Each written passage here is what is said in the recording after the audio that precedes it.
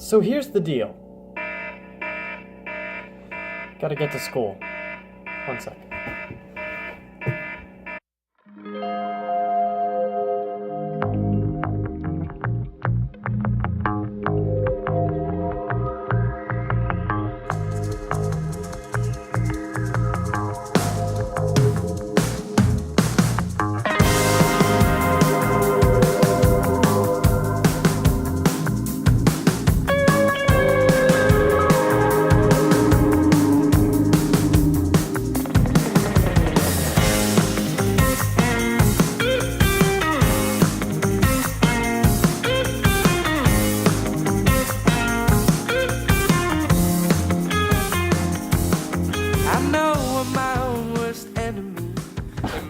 So here's the deal. There were a lot of great Macaulay Honors Arts events this semester, and I want to talk about them. So let's start off with the first one, which was Shapeshifter Lab on September 11th. Brooklyn College's show at the Shapeshifter Lab in Gowanus had an interesting variety of improv jazz and abstract instrumental pieces. Here, take a listen.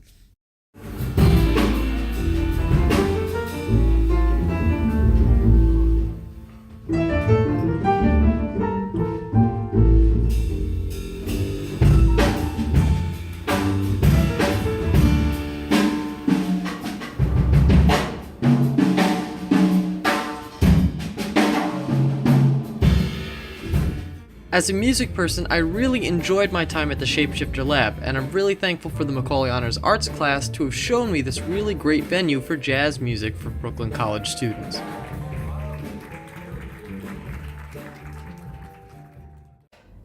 But I can't talk about the rest of these events alone. Let me go try to find people. Hey Alina, I'm making this vlog for the Arts in New York City class. Did you see anything that was interesting this year? Yeah, the night at the museum was great. Let me tell you about it.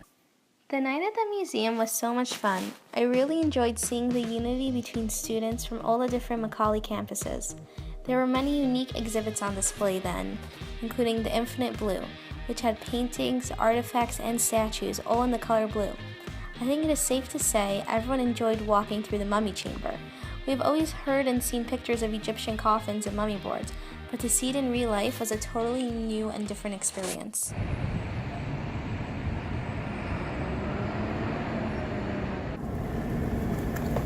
Hey Lena. Oh, where do you come from? You cannot even believe it was such an amazing trip. I came from the High Line.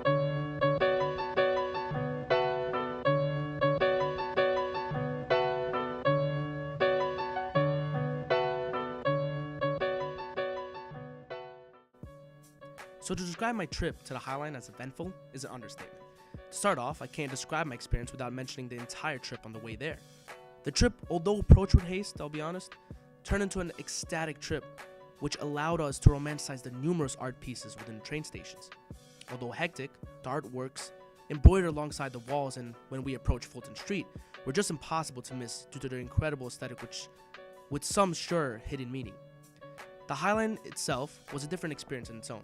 So for those who aren't familiar, the High Line, also known as the Highline Park, is a 1.45 mile long, or 2.33 kilometers, elevated linear park, greenway, and rail trail. It was created on a former New York Central Railroad spur on the west side of Manhattan in New York City. This path was vast in all sense of the word. The environment was full of vegetation and variously distinct plants, which gave a soothing connotation throughout the walk. Also, as we traversed the path, the view of the city drastically switched as well. From backyard ramen sushi restaurants to the tall skyscrapers looking down upon the endless dynamic which is the city, the backdrops virtually endless. Additionally, the aesthetic of the water along the summer's day, the hipster vibe of the very small food stands, and the artistic pieces which popped here and there all contributed to me never predicting the direction this path will take. Finally, the people which surrounded the attraction were in no rush and wanted to observe the location just as much as me, making me feel kind of isolated in time compared to the rest of Manhattan. It was a surreal experience and one which I wouldn't even have known about if it wasn't for the Arts in New York City class. Stay hydrated, my friends. I wish I could keep talking, but I really gotta go. Okay, bye.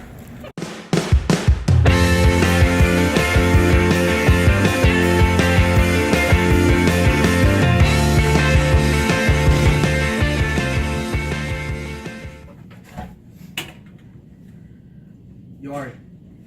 Aaron, What you listen to? I'm listening to Magic Flute. It's an opera I went to see last week. Oh, tell me about it.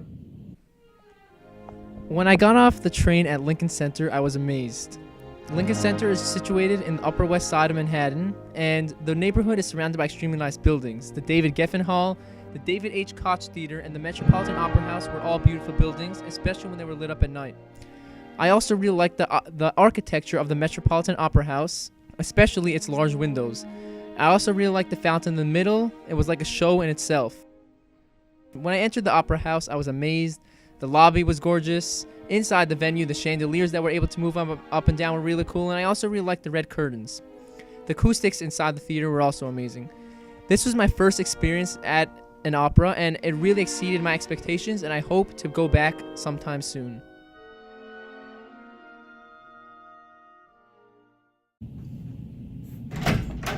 Wow, I just saw the most amazing performance. It's called The Burning Doors. Oh yeah? How was it? Tell me about it. Burning Doors is about the persecution and oppression of the Russian people, specifically artists, by their government.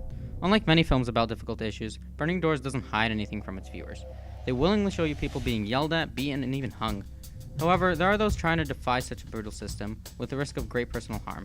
In fact, one character nailed his own scrotum to the floor in an attempt to show the violence that the government enacts on its people.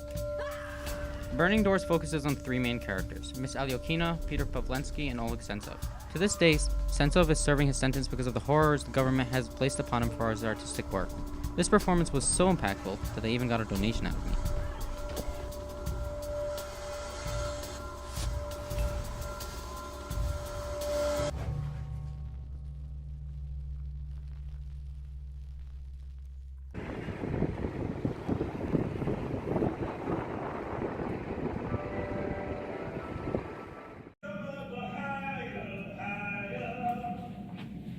Oh, hi, what is that? Oh, that's the B-side. Oh, the B-side, I haven't gone there. What's it about? The B-side performance was extraordinary in that it was one of the best performances I've had seen throughout my Arts in New York City seminar. The fascinating part about it was that it placed you in a ghetto setting, which really made the audience part of the play.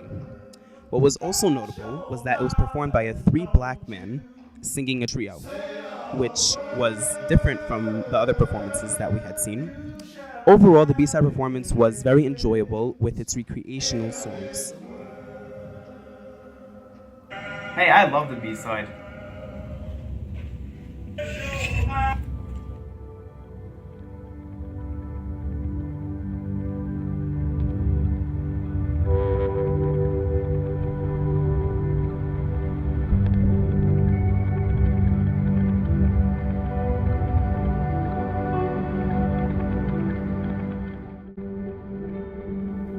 The sun sets on our first seminar class in the Macaulay Honors Program, and it's bittersweet.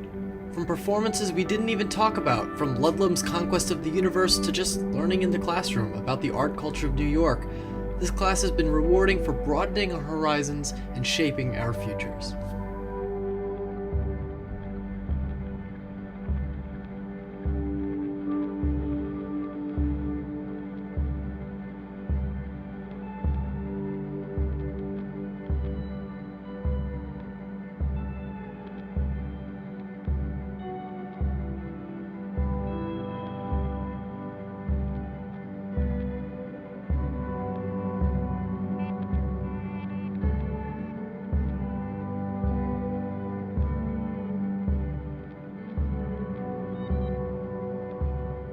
When we were young, we wanted to die, but the sound of a drum and the words of a child